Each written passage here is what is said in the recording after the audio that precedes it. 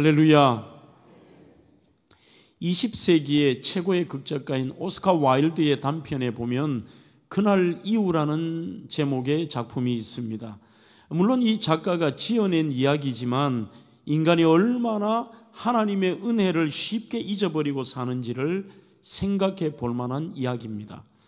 예수님께서 지상에 계실 때에 특별한 은혜를 베푼 자들이 과연 지금은 시간이 지나고 어떻게 살아가는지를 살펴보시기 위하여 지상에 내려오셨습니다. 물론 상상입니다.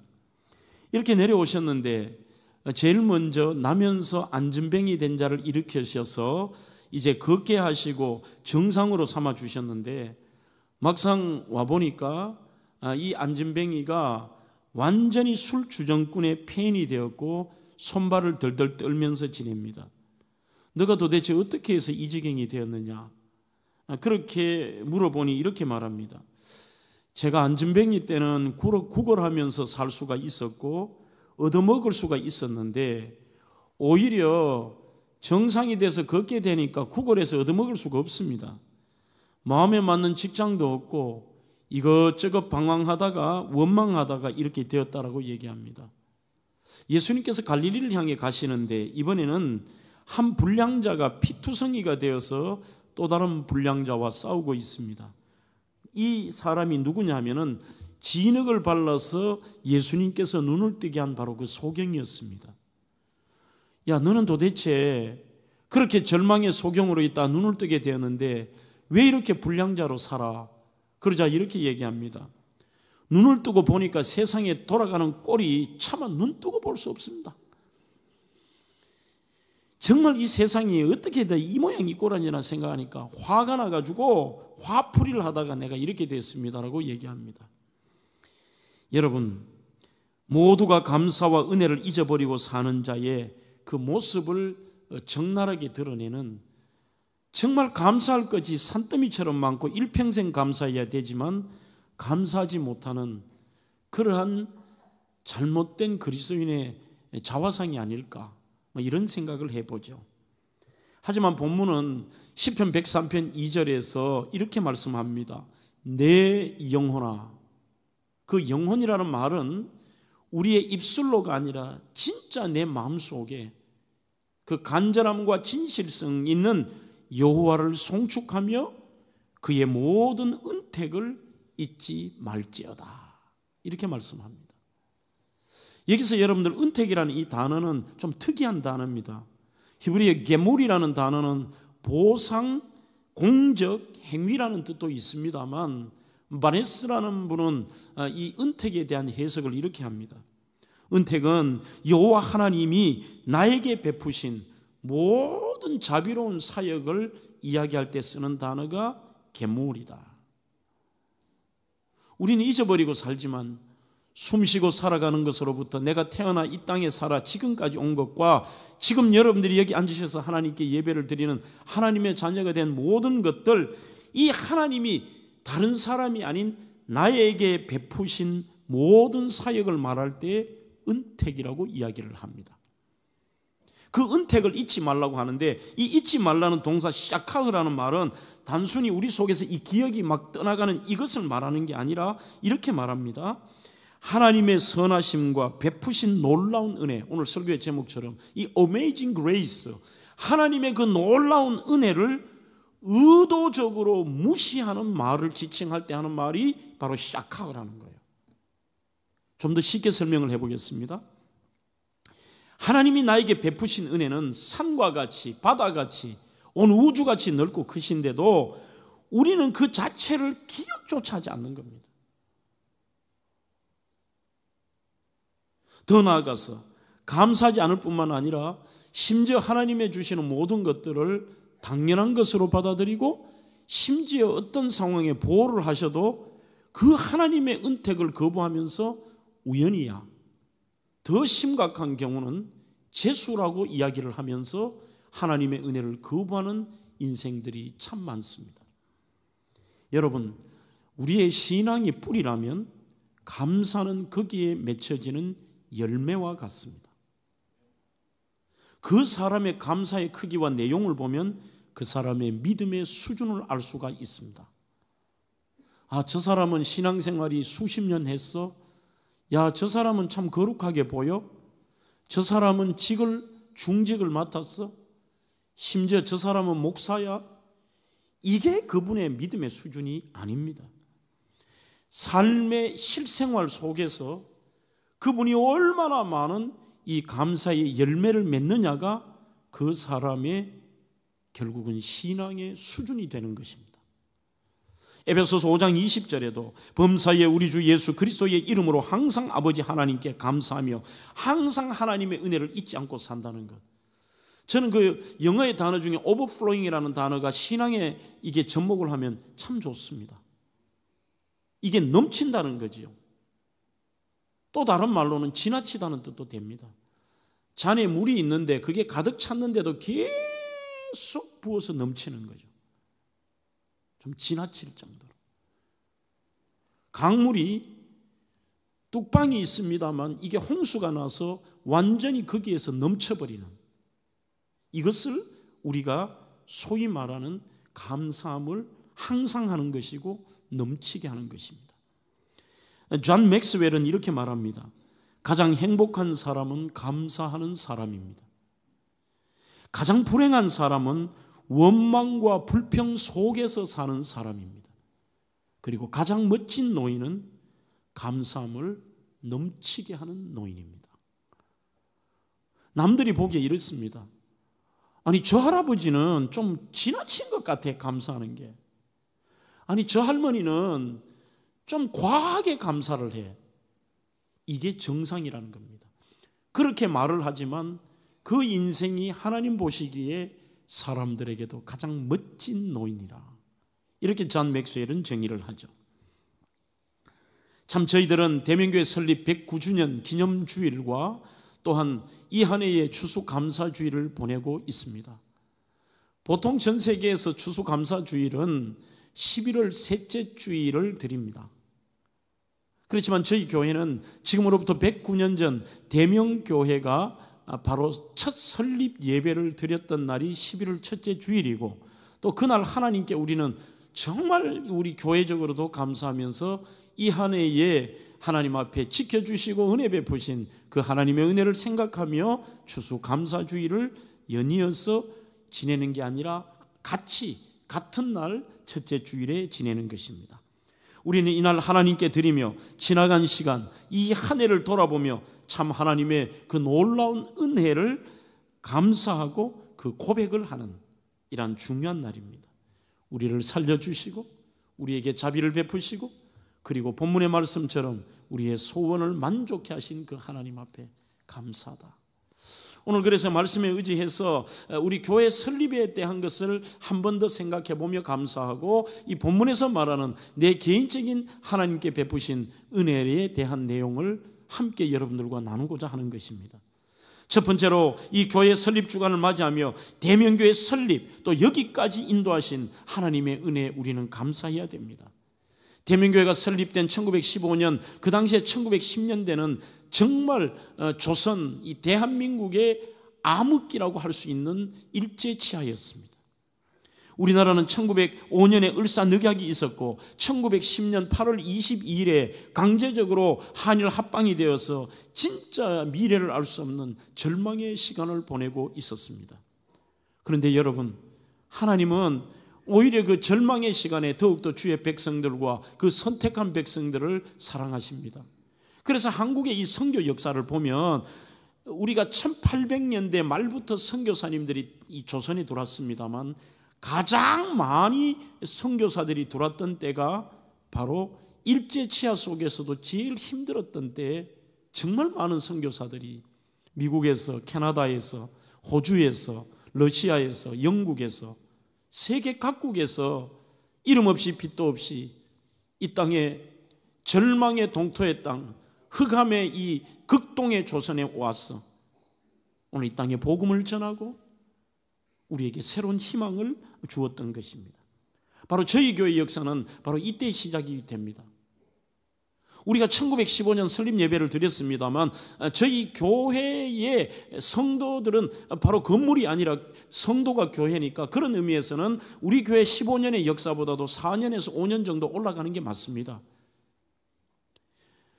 대구 경북 지역의 경상도 장로교회사라는 책에 보면 그 당시에 우리 교회의 기록이 조금 남아 있습니다. 당시 동산병원의 2대 병원장으로 부임한 의료 선교사이자 목회자였던 아치볼드 G. 플래처라고 하는 선교사님이 재중원이 지금의 동산병원의 전신이죠. 그 재중원 2대 병원장으로 오셔서 이분은 참 평일날은 열심히 의사로서 환자를 돌보고 그들에게 복음을 전거했습니다. 이 업무가 토요일 오전까지 계속이 되었는데 그 피곤한 육신에도 불구하고 매주 토요일 오후가 되면 이분이 키가 약 한 2m 가까이 되세요.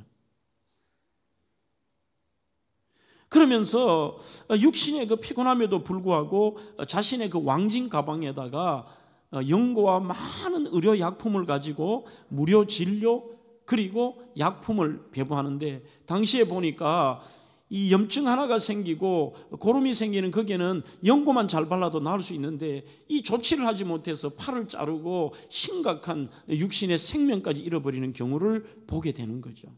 이럴 수 없다. 내가 1시간이라도 여기 지체할 수 없다 해서 나가서 이분이 당시에 우리 대구 계명교회가 있었던 위치가 달성군 수성면 대명리였습니다. 동산병원에서 가까웠던 걸어서 바로 안진행리와 대명동 지금의 계명대 이쪽 근처를 다니시면서 열심히 지금의 서부정류장에 이르는 그 위치에서 전도를 하셨다는 기록이 있습니다. 키가 2m나 되는 벽 안에 선교사가 와서 자신들에게 소문이 이미 났겠죠. 야, 그 선교사 나누어주는 약을 바르면 낫는다더라. 가면 치료받는다더라. 그들에게 꼭 생명의 복음을 증가하며 이런 일들을 하는데 그때 그분이 이 전도 속에서 박덕일이라고 하는 대명교회에서도 이분이 잠시 조사로 전도사로도 계셨는데 나중에 동산병원에 근무하시다가 목사님이 되시죠. 이 박덕일 조사와 함께 매주 토요일 이 전도 활동을 했습니다. 그래서 7분의 성도를 얻었지만 안타깝게도 그들이 가정에서 이제 복음을 받았으니까 가정에서 예배를 드리는데 예배 장소가 없는 겁니다.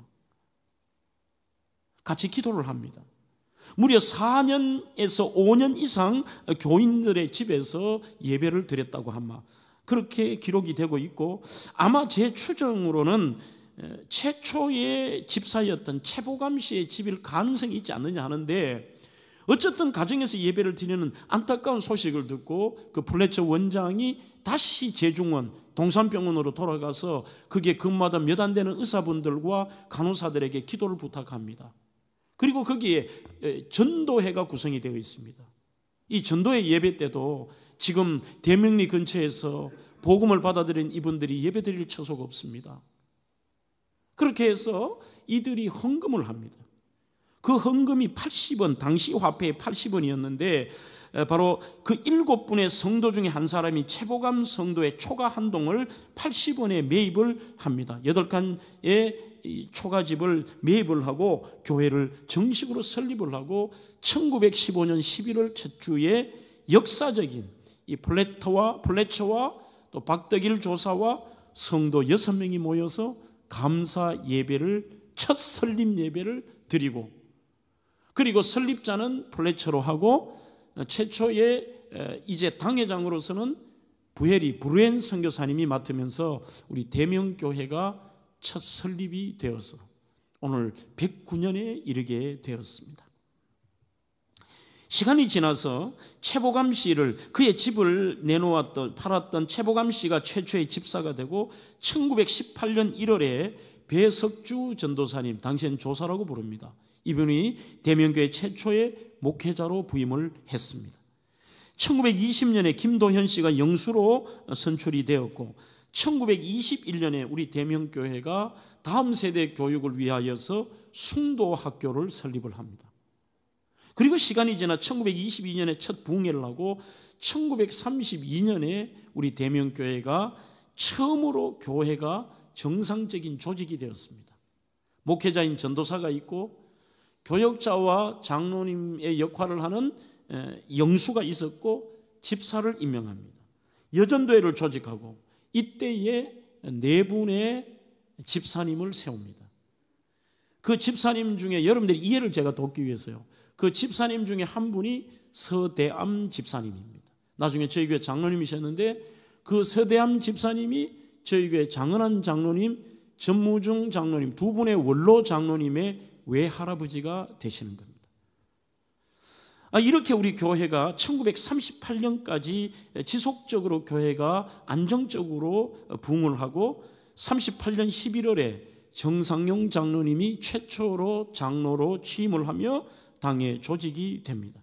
이때 우리 대명교회는 남자와 여자가 커튼을 쳐서 서로 이렇게 분리해서 예배를 드렸고 이 당시에 장년 35명 그리고 주일학교가 40명이 넘었습니다. 하지만 여러분 1938년은 안타까운 해입니다. 바로 우리 대한예수교 장로회 총회가 말도 안 되는 일제의 우상숭배인 신사참배는 하나의 예의에 해당된다고 하면서 신사참배를 하기로 가결하고 대표하는 목사와 장로들이 평양에 있는 신사에 가서 절을 하는 하나님 앞에 씻을 수 없는 죄를 짓게 되고 일제는 구체적으로 이때 탄압을 해서 조선 전체에 국기배례, 동방요배, 황국신민서사제창 그리고 그들의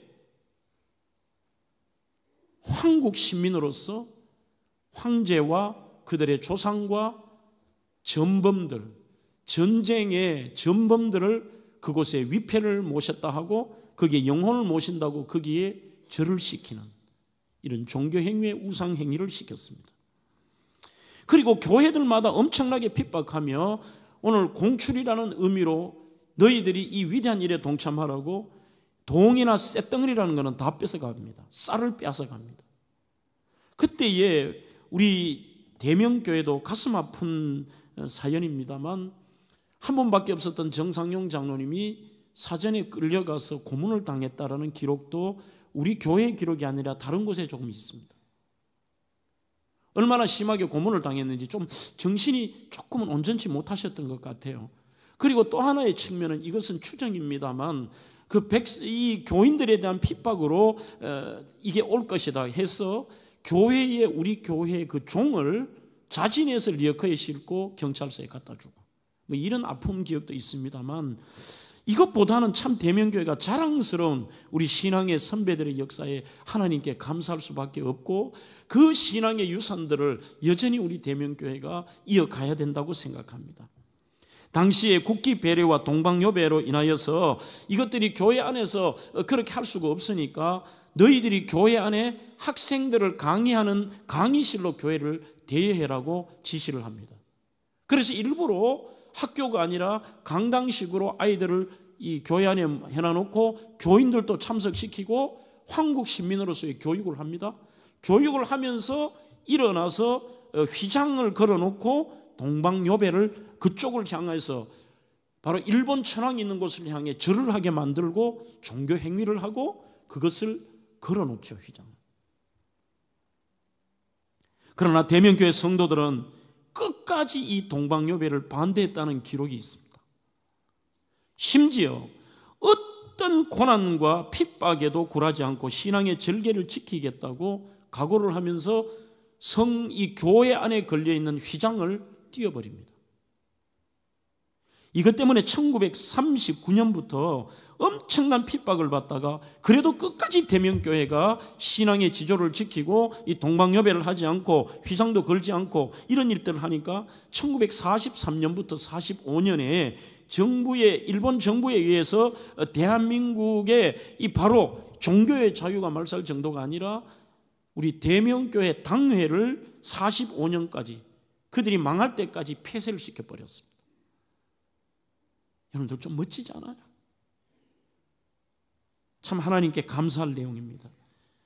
그렇게 1915년 11월 첫째 주에 정식 예배를 드렸던 우리 대명교회가 6분의 성도와 1분의 조사와 서양의 선교사로 시작했던 대명교회가 109년이 지나 사라진 교회도 많습니다. 축소된 교회도 많고 교회가 이상하게 변질된 교회도 많지만 하나님의 전적인 은혜로 오늘 그 초가집에서 시작됐던 교회가 이렇게 아름다운 교회로 하나님이 은혜를 베푸셨고 6명의 성도가 수천 명의 성도로 이렇게 부흥케 하신 하나님의 은혜. 그래서 여러분, 제가 주장해서 저 밖에 우리 그레이스 캐플을 만든 거예요. 교회 장식으로 한 거 아니라니까요. 오늘 제가 설명하면 여러분들이 이해가 되지만 교회적으로나 우리의 가정적으로나 내 개인적으로 주신 하나님의 은혜를 우리는 잊고 살지만 우리가 차를 내고 출차를 할 때마다 그래서 저 교회 이름을 앞에 저기 동판으로 그레이스 채플이라고 붙여놨잖아요. 은혜의 예배다. 우리 옛날에 작았던 교회, 비록 초가를 짓지 못했지만 힘들고 어려웠고 첫 시작의 미약함 속에 지금 여기까지 인도하신 하나님의 그 은혜를 잊지 말자. 잊지 말자.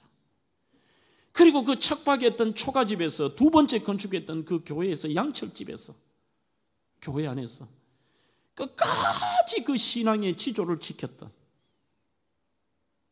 우리 신앙의 선배들의 그 지조를 우리가 기억하고 하나님 베푸신 은혜를 잊지 말자는 것입니다.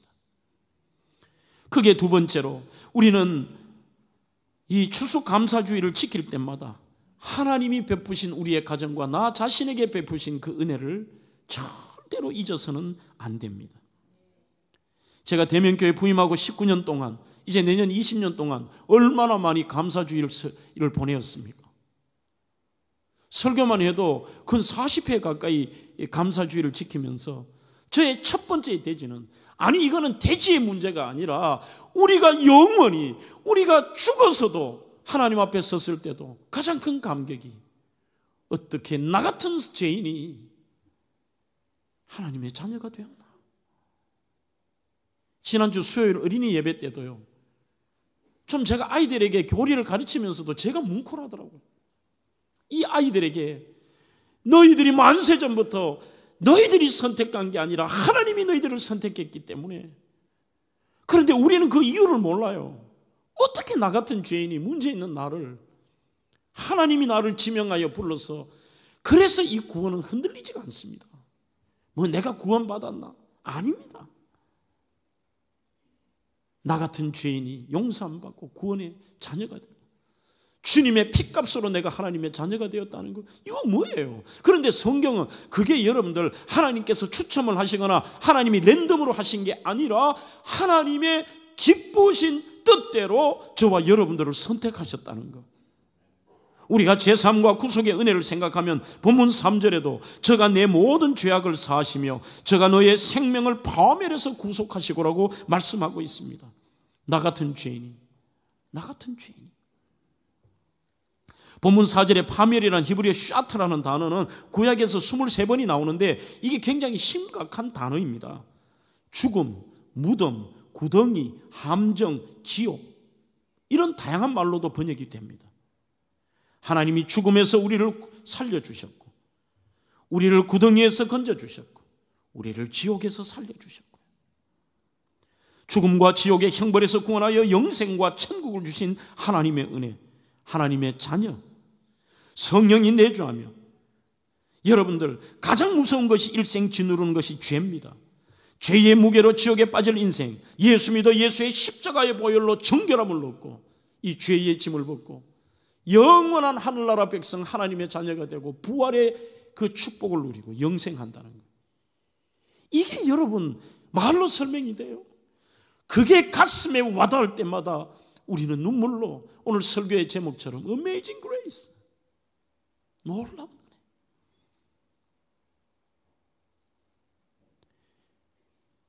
제가 미국에서 그 탈봇에서 공부를 할 때에 도산에 공부를 하다 보면 안에 비디오실이 있습니다. 지금은 그 비디오가 사라졌지만 이 비디오를 이렇게 넣으면은 볼 수 있는데 그 중에 Amazing Grace라고 하는 놀라운 나 같은 죄인 살리시라는 그 찬양의 역사가 지금도 그 찬양이 만들어질 때가 아니라 지금도 여전히 역사한다는 것을 하나의 다큐멘터리를 찍은 것을 본 적이 있습니다. 여전히 미국의 소년 교도소에서, 흉악범들이 있는 흉악범들의 교도소에서, 그리고 그런 불우시설 속에서, 심지어 남미에 있는 포악한 수용소 속에서도 그들을 변화시키고 그들을 감사와 감격으로 삶을 변화시키며 은혜 속에 살아가게 만드는 게 뭐냐? 바로 나 같은 죄인도 주님이 살려주셨다. 그 찬양을 부르며 곳곳에서 이 교도소에서 그 찬양의 소리, 눈물로 찬양하는 이런 장면을 본 적이 있습니다. 존 뉴턴 자체도 그분은 노예선에 노예를 팔아먹던, 아버지를 따라다니면서 온갖 나쁜 짓을 했던 사람에서 주의 종이 되었지만 나 같은 죄인 살리신, 그 영어 가사를 보십시오. Amazing Grace. 놀라운, 이것은 복음이고 소식인데, 옛날에는 내가 어둠 속에 있었습니다. 바로 이 샤하트, 파멸 속에 있었지만 But now, 지금은 어떠냐? But now I am found. 그러나 나는 찾았습니다. 그리고 나는 이제 빛을 보았습니다.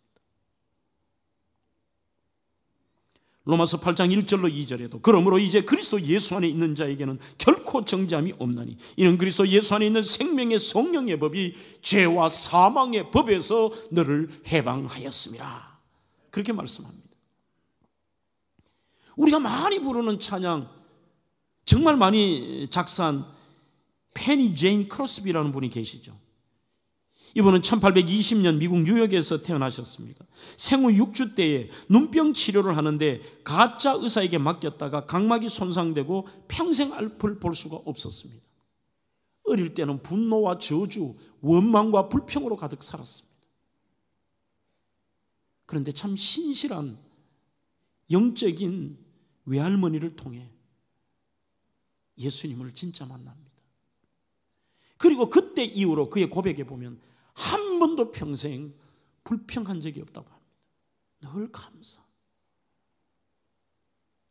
이분이 지은 찬양 우리도 많이 부르죠. 인애하신 구세주여, 예수를 나의 구주 삼고 주의 음성을 내가 들으니를 포함해서 9,000편의 찬송을 평생 작사를 합니다. 어느 날 그의 주변에 있던 사람들이 그에게 묻습니다. 당신은 앞을 볼 수도 없고 평생 불편하게 살고 이렇게 사는데 어떻게 한 번도 원망과 불평한 적이 볼 수 없고 늘 그렇게 밝고 감사냐? 이렇게 이야기를 합니다. 감사의 조건들은 아주 많습니다. 제가 그리스도인이라는 단 한 가지 이유만으로도 저는 충분히 평생 감사할 수밖에 없습니다. 여러분, 당연한 이야기겠죠. 로마서 4장 4절에도 불법의 사하심을 받고 그 죄의 가리움을 받는 자는 복이 있다라고 말씀하고 있습니다. 그뿐만이 아니라 병고침과 생명을 연장시켜 주신 것도, 특히 오늘 4절의 말씀처럼 인자와 긍휼로, 그 인자라는 말은 복합적인 단어입니다. 헤세드라는 단어는 어떤 때는 사랑, 어떤 때는 자비, 어떤 때는 그리고 인자, 어떤 때는 긍휼로 번역이 됩니다. 하나님이 우리의 삶에 나는 느끼지 못하지만 이 한 해도 우리를 사랑으로, 자비로, 긍휼로 저희들을 돌보시고 우리를 이끌어 주셨습니다. 올 한 해도 주의 은혜로 무사하게 안전하게 어려운 가운데서 보호하셨고 수십 번 위험한 고비가 여러분들에게 있어도 우리는 깨닫지 못할 뿐이지, 하루에도 사람들이 깨닫지 못하는 보통 40번 이상의 위험한 일들을 맞닥뜨리지만 전혀 못 느낀대요. 하나님의 영원한 사랑으로 자녀들을 초라한 죄인의 모습이 아닌 존귀와 영화로 관을 씌우신다는 겁니다. 인자와 긍휼, 늘 사랑으로 명예롭게 하시고 우리를 지키시고 우리를 영광스럽게. 이 설교는 여러분들만이 들은 게 아니라 첫 번째는 제가 고백해야 될 것입니다. 장창수 목사를 영원한 죄악과 그 샤트에서 살려주신 하나님의 은혜, 늘 자격 없고 죄인이지만 인자와 긍휼로 이끌어 주시고 명예스러운 관을 씌워주신 은혜, 지난주도 제가 그걸 느끼겠더라고요. 저는 어릴 때 자존감도 없었던 것 같습니다. 가난한 집안에 알코올 중독자인 아버지의 어떻게 할 수 없는 것에 연약함에 키도 작지. 저는 중고등학교 때 제가 되게 못생긴 줄 알았어요. 뱃상 마른 데다가 앞뒤 이마만 툭 튀어나오고 뭐 볼품이 있었겠어요. 그런데 보통은 시간이 지나면 지날수록 사람이 서글퍼지는데 나 요즘 잘생겼다는 소리를 자주 들어요. 금요일 날 서울에 CBS의 올포원 이 크리스마스 특집 촬영을 하러 갔더니만 공감이 안 될 정도로 분장하는 아가씨도 목사님 잘생겼어요. 그 옆에 있던 또 그 아줌마 분장하는 사람들이에요. 목사님 피부가 어떻게 이렇게 좋아요? 갔더니 아나운서도 목사님 손주 보셨다면서요? 네? 청년 같아요. 옆에 있던 그 우리 개그맨도 보더니 여자 개그맨이 목사님 진짜 잘생겼어요. 그런데 그 말이 내가 잘생겼지가 아니라 내 자신의 이 서글픔을 아니까 하나님이 그렇게 보게 해주시고 나에게 이걸 회복시켜 주시는구나. 이거지. 내 잘생기지 않은 거 알아요. 긍휼로 관을 씌우시며 하나님의 영원한 사랑으로 자녀들을 초라한 죄인의 모습이 아닌 존귀와 영화로 여러분들을 관을 씌워주시는 그 하나님의 모습이신 것이죠. 사랑하는 성도 여러분, 표현의 능력이라는 책에 보면 감사 렌즈를 끼고 살아야 하는 것이 성도의 모습이다. 감사 렌즈는 우리가 직면한 모든 상황들, 수많은 삶의 부분을 하나님의 관점에서 보게 한다고 되어 있습니다. 그래서 우리가 진짜 하나님의 관점으로 보는 사람의 특징은 감사로 충만하고 그 렌즈가 붉은 렌즈를 끼면 붉게 보이듯이 파란 렌즈는 파랗게 보이듯이 그 렌즈를 끼고 살아가는 것이죠. 그는 네 가지로 설명합니다. 감사 렌즈를 끼면 첫째, 지나간 시간 속에 도우신 하나님의 손길이 보인다. 하나님의 은혜였구나. 하나님의 은혜였구나. 두 번째, 모든 환경을 하나님의 섭리 안목으로 사건을 보게 됩니다. 어려움이 찾아와도 하나님의 섭리가 있다. 세 번째는 감사 렌즈는 염려 근심에서 자유케 한다고 되어 있고, 네 번째 감사 렌즈는 우리가 잃은 것이 아닌 우리가 가진 것을 보게 한다라고 되어 있습니다. 그리고 우리는 구원의 은총과 이 감사 렌즈로 살아갈 때에 하나님이 베푸신 일상의 은혜가 보이기 시작합니다. 모든 사람들에게, 믿지 않는 자들에게도 하나님께서 보편적인 일상의 은혜는 주셨습니다. 숨쉬고 살고 이 지구에서 그들의 공기와 물과 일용할 양식과 그들의 살아가는 삶의 터전과 모든 삶의 영역들과 안정까지 하나님이 주시는 일상의 영역인데, 이게 너무 당연하게 받아들이지만 감사의 렌즈를 끼면 그것이 당연한 게 아니에요. 보이는 것입니다. 일용할 양식 당연한 게 아닙니다. 밥을 먹을 때까지 우리는 88개 단계를 거쳐서 이렇게 지내고, 이 시간도 하루에 8억 명씩이 굶고 있습니다. 전 세계에 물로 힘들어하는 분들이 많습니다. 이번에 동유럽을 가보니까 거기도요, 물이 전부 석회질이에요. 특별히 우리 한국에게 베푸신 하나님의 은혜가 큰 것 같습니다. 음식, 그리고 우리의 살아가는 삶의 영역들, 모든 것들이 그런 것 아니에요. 하나님 베푸신 은혜가 우리 일상 속에 얼마나 많으냐, 여러분들이 감이 없지만 최소한 이런 우리가 절기를 통해서라도 그 하나님의 일상의 은혜를 우리가 한 번 더 생각하며 감사의 렌즈를 끼고 이 자리를 나가는, 그게 이 감사절이에요. 이게 얼마나 우리가 일용할 양식도 그렇습니까? 과거에는 쌀밥 한번 먹는 게 소원 아니에요? 여전히 저 북녘 땅의 이 잘못된 정권, 미친 정권은 어떻습니까? 오래전부터 너희들에게 이 밥을 먹이겠다. 지금 대한민국은 쌀밥 먹는 게 소원이 아니라 덜 먹는 게 지금 목표 아니에요? 어떻게 하면 먹을까가 아니라 얼마나 하나님이 복을 주셨는데 이제는 어떻게 하면 덜 먹을까? 식당에 가도 공깃밥 한 그릇 드시는 분이 잘 없어요. 얼마나 이거 먹으면 탄수화물 먹으면 죽는 것 같이. 안 죽어요. 오히려 우리에게는 감사의 거리 되죠. 감사할 거. 하나님이 베푸신 은혜. 이 민족에게 베푸신 은혜. 우리 가정에게 베푸신 은혜. 우리 자신들에게 베푸신 은혜. 은택이라는 말은 한 번 더 강조합니다. 하나님께서 자기 백성을 위해 하시는 일에 총칭하는 것인데 그 어떤 일이 있어도 다윗은 하나님의 은택을 잊지 말라. 그리고 마지막으로 부르짖을 때 우리의 고통에서 건지시고 우리의 인생에 기적을 행하신 하나님께 감사해야 됩니다. 시편 107편에도 6절에서 이에 그들이 근심 중에 여호와께 부르짖음에 그들의 고통에서 건지시고 107편 8절에도 여호와의 인자심과 인생에게 행하신 기적으로 말미암아 그를 찬송하리로다.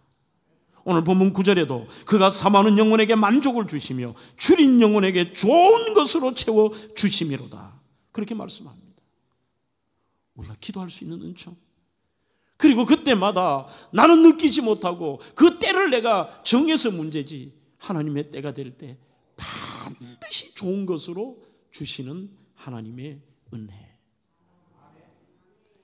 맥스 루케이도는 하나님의 가장 완벽한 선물 은혜라는 책에서 이렇게 말합니다.